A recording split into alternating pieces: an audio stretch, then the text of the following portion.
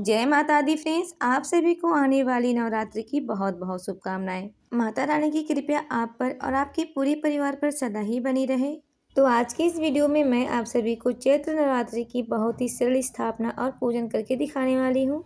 तो please video को पूरा देखिएगा, स्किप बिल्कुल मत कीजिएगा। चलिए वीडियो को शुरू करते हैं। तो सुबह सुबह स्नान आदि करने के बाद जिस जगह भी आप पूजा करेंगे उस जगह को पहले अच्छे से हम साफ कर लेंगे। उसके बाद हम एक चौकी लगाएंगे और चौकी पे लाल रंग का वस्त्र बिछा लेंगे। और देखिए, अगर आपके घर के मंदिर में इतना जगह है कि आप माता रानी की स्थापना, कलश की स्थापना, जवारे की स्थापना आप कर सकते हैं, तो आप अपने घर के मंदिर में भी नवरात्रि की पूजा कर सकते हैं। इसके बाद हम देखिए थोड़ी सी अक्षतों का आसन देते हुए माता रानी की फोटो या मूर्ति जो भी स्वरूप है उन्हें हम विराजमान कर देंगे।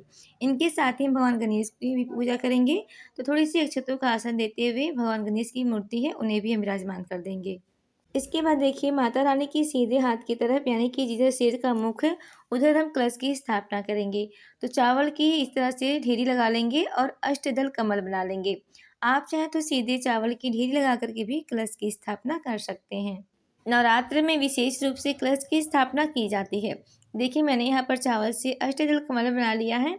इसके बाद हम कलश ले लेंगे।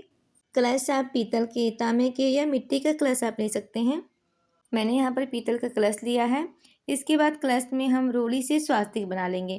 फ्रेंड्स, स्वास्तिक का चिन्ह बहुत ज़्यादा शुभ माना जाता है, तो आप स्वास्तिक जरूर से बना लीजिएगा। स्वास्तिक बनाने के बाद फिर हम कलश के कंठे पे मौली यानी कि कलावा बांध देंगे। कलश को कभी भी सूना नहीं छोड़ा जाता है, तो मैंने यहाँ पर कलश के कंठे पे मौली बांध दिया है। अब इस कलश को हम अष्टदल कमल पे रख देंगे। इसके बाद हम कलश में सबसे पहले गंगा जल डालेंगे। उसके बाद शुद्ध जल से पूरे कंठ तक कलश को भर देंगे। इसके बाद कलश के अंदर एक हल्दी की गांठ, सुपारी, लौंग, इलायची, एक सिक्का और अक्षत फूल डाल देंगे। इसके बाद फिर हम आम के पत्ते लेंगे। आपको आम के पत्ते ना मिले तो आप अशोक के पत्ते भी ले सकते हैं। पत्तों पर रोली और चंदन से हम तिलक कर देंगे और पत्तों को हम कलश में सजा देंगे। तो मैंने यहाँ पर कलश में पत्तों को सजा दिया है। इसके बाद हम एक पूर्ण पात्र लेंगे और इस कलश के ऊपर रख देंगे। अब नारियल लेना है। नारियल आप बजाकर देख लीजिएगा कि पानी होना चाहिए। जटा वाली नारियल हमें लेना है और नारियल के ऊपर हम लाल रंग का चुनरी लपेट देंगे। चुनरी ना हो तो आप कोई भी लाल कपड़ा इस पर लपेट सकते हैं और कपड़ा भी ना हो तो आप केवल कलावा भी लपेट सकते हैं। इसके बाद देखिए नारियल का जो मुख है वो अपनी तरफ करते हुए हम नारियल को कलश के ऊपर रख देंगे। यानी कि जो पूजा करता है उसके तरफ नारियल का मुख होना चाहिए। इस तरह से हमारी कलश की स्थापना हो जाएगी। इसके बाद फिर हम नवग्रह की स्थापना करेंगे।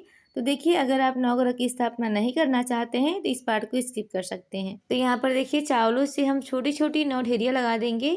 इसके ऊपर हम नवग्रह की स्थापना करेंगे। और देखिए आप कोशिश करें कि मंदिर में या मंदिर वाले कमरे में ही माता रानी की स्थापना करें, क्योंकि मंदिर वाले कमरे में बच्चे ज़्यादा आना जाना नहीं करते हैं। क्योंकि पूरे 9 दिन के लिए हम माता रानी की स्थापना करते हैं और स्थापना करने के बाद 9 दिन तक चौकी को हिलाई नहीं जाती है। तो आप डिसाइड कर लें जहाँ पर भी आपको पूजा करना हो सके तो आप अपने घर के मंदिर के कमरे में ही माता रानी की स्थापना करें। तो इस तरह से मैंने छोटी छोटी चावलों की ढेरी लगा दी है। इसके ऊपर हम सुपारी रख देंगे। इस तरह से हम नवग्रह की स्थापना कर लेंगे। इसके बाद एक प्लेट लेंगे, इस पर अक्षतों का आसन देंगे। अब देखिए जो हमने जवारे बोए थे, एक मिट्टी के बर्तन में मिट्टी डाल करके ऊपर से जौ डाला है, उसके ऊपर से थोड़ी सी मिट्टी डाल दी है। इस तरह से जौ मैंने बोया है। जौ कैसे बोना है इसकी वीडियो मेरे चैनल पर है, आप देख लीजिएगा। इसके बाद देखिए नवरात्रि में अगर आप अखंड जोत जलाते हैं उसके लिए एक पीतल का बड़ा दीपक ले लीजिएगा। उसमें सवा हाथ की बाती डाल दीजिएगा। मैंने यहाँ पर सवा हाथ की बाती ली है। घी से या फिर तिल के तेल का आप जोत जला सकते हैं। इसके बाद फिर हम जल से छींटे लगाते हुए भाव रूप में सभी को स्नान करा लेंगे। सभी को इस तरह से हम जल के छींटे लगा देंगे। इसके बाद फिर हम भगवान गणेश की पूजा करेंगे। भगवान गणेश को वस्त्र के रूप में हम जनेऊ समर्पित कर देंगे। जनेऊ नहीं है तो आप कलावा भी समर्पित कर सकते हैं। इसके बाद फिर हम भगवान गणेश को रोली और चंदन से तिलक कर देंगे और तिलक के ऊपर चावल यानी कि अक्षत समर्पित कर देंगे। इसके बाद फिर हम भगवान गणेश को लाल फूल समर्पित करेंगे। भगवान गणेश को लाल फूल अति प्रिय है। अगर लाल फूल मिल जाती है तो बहुत अच्छी बात है। लाल फूल ना मिले तो कोई बात नहीं है, जो भी फूल आपके पास है समर्पित कर सकते हैं। इसके बाद हम माता रानी को लाल चुनरी समर्पित कर देंगे। नवरात्र के पहले दिन हम माता रानी को चुनरी समर्पित कर देंगे। इसके बाद फिर हम नवग्रहों को वस्त्र के रूप में कलावा समर्पित कर देंगे। कलावे की जगह आप जनेऊ भी समर्पित कर सकते हैं। यहाँ पर हमने सभी को कलावा समर्पित कर दिया है। इसके बाद फिर हम माता रानी को वस्त्र के रूप में कलावा समर्पित कर देंगे। फिर हम माता रानी को तिलक करेंगे। माता रानी को तिलक करेंगे, माता रानी के जो वाहन है उन्हें तिलक करेंगे। माता रानी के हाथों में, पैरों में, सभी में हम रोली और चंदन से तिलक कर लेंगे। इसके बाद जो हमने जवारे बोए हैं, अखंड जोत जलाया है, कलश की स्थापना की, सभी को हम तिलक कर लेंगे, क्योंकि जो जवारे हैं वो माता रानी का ही स्वरूप माना जाता है। तो यहाँ पर देखिए मैंने सभी को तिलक कर लिया है। इसके बाद फिर हम नवग्रह को तिलक करेंगे। नवग्रह की जो सुपारी है बिल्कुल हिलाना नहीं है, सूखी रोली इस तरह से आप छींटे मार दें, तो इस तरह से हम तिलक कर लेंगे। फिर हम फूल समर्पित करेंगे। तो देखिए अगर आपको गुड़हल का फूल मिल जाता है तो माता रानी को समर्पित कर दीजिए। गुड़हल का फूल ना मिल पाए तो कोई बात नहीं है, जो भी फूल आपको मिल जाती है वो समर्पित कर सकते हैं। गुड़हल का फूल माता रानी को अत्यंत प्रिय होती है। यहाँ पे देखिए सभी को हम फूल समर्पित कर देंगे। जो हमने कलश की स्थापना की है, अखंड जोत जलाया है, जवारे बोए हैं, सभी को हम फूल समर्पित कर देंगे। इसके बाद देखिए हम फिर माता रानी को भोग समर्पित करेंगे। माता रानी को मीठे पान समर्पित करेंगे। पान के ऊपर 2 लौंग के जोड़े, सुपारी, बतासा, इलायची रख करके हम माता रानी को पान का भोग समर्पित कर देंगे। इसके बाद फिर हम माता रानी को बताशे का भोग समर्पित करेंगे। माता रानी को विशेष रूप से बताशे का भोग लगाया जाता है। इस पे 2 लौंग के जोड़े रख करके हम माता रानी को बताशे का भोग समर्पित कर देंगे। इसके साथ ही आप कोई भी ऋतु फल समर्पित कर सकते हैं। इसके साथ ही आप पंचमेवे का भोग लगा सकते हैं। कोई भी फलाहार भोग आप लगा सकते हैं। तो मैंने भोग समर्पित कर दिया है। इसके साथ ही हम माता रानी को श्रृंगार के सामान समर्पित करेंगे। तो देखिए पूरे 9 दिन में एक ही दिन माता रानी को श्रृंगार का सामान समर्पित किया जाता है। आप अष्टमी के दिन समर्पित कर सकते हैं, या नवमी के दिन समर्पित कर सकते हैं, या फिर स्थापना के दिन भी समर्पित कर सकते हैं। और दक्षिणा भी पूरे 9 दिन में हमें एक दिन ही माता रानी को समर्पित करना होता है। तो आप पूरे 9 दिन में किसी भी दिन माता रानी को श्रृंगार के सामान और दक्षिणा समर्पित कर सकते हैं। इसके बाद हम सभी को धूप दीप दिखा देंगे।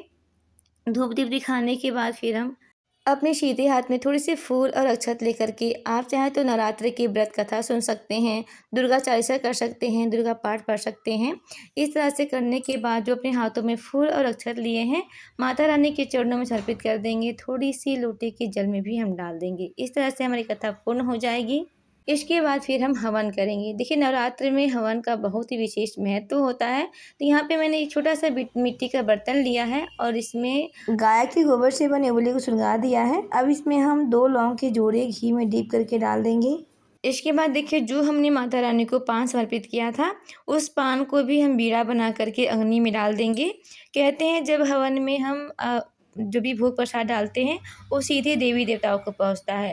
तो यहाँ पे देखिए बीड़ा बना करके हम पान अग्नि में डाल देंगे। इसके बाद घी की आहुति दें जिससे अग्नि अच्छी से प्रज्वलित हो जाए।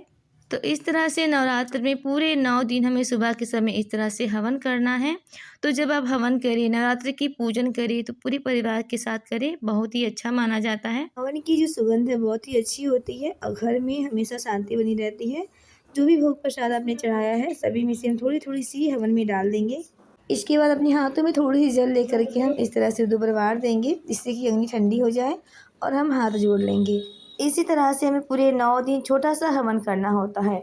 इसके बाद फिर हम आरती करेंगे। तो देखिए जो अपने अखंड दीपक जलाई है उसको बिल्कुल नहीं हिलाना है। आप अलग से छोटा सा दीपक जला सकते हैं या फिर कपूर जला करके आप आरती कर सकते हैं। तो बहुत ही प्रेम पूर्वक से पहले हम भगवान गणेश की आरती करेंगे, फिर माता रानी की आरती करेंगे। सभी की हम बहुत प्रेम पूर्वक से आरती कर लेंगे। आरती करने के बाद फिर हम हाथ जोड़ करके पूजा में रही गलती के लिए माता रानी से क्षमा याचना करेंगे और अपनी मनोकामना को पूर्ण होने के लिए माता रानी से प्रार्थना करेंगे। पूजा करने के बाद जो लोटा का जल है वो हम सूर्य देवता को अर्घ्य दे देंगे और जो भी भोग प्रसाद है थोड़ी देर के बाद हटा लेंगे और सभी परिवार के सदस्यों में हम बांट देंगे। तो फ्रेंड्स इस तरह से नवरात्र के पहले दिन स्थापना करनी है और शाम के समय भी हम चौकी पे दीपक जलाएंगे, आरती करेंगे और जो भी अपने लिए फलाहार बनाएंगे माता रानी को समर्पित करेंगे। इसके बाद खुद ग्रहण करें। तो फ्रेंड्स चैत्र नवरात्रि की पहले दिन की पूजा और स्थापना की वीडियो आपको कैसी लगी ज़रूर बताइएगा और अगर वीडियो पसंद आई हो तो प्लीज़ वीडियो को लाइक कीजिएगा। वीडियो पे नए हैं तो चैनल को सब्सक्राइब करना बिल्कुल मत भूलिएगा। माता रानी की कृपया आप पर और आपके पूरे परिवार पर सदा ही बनी रहे, इसी कामना के साथ फिर मिलते हैं एक और नई वीडियो में। तब तक के लिए जय माता दी। राधे राधे।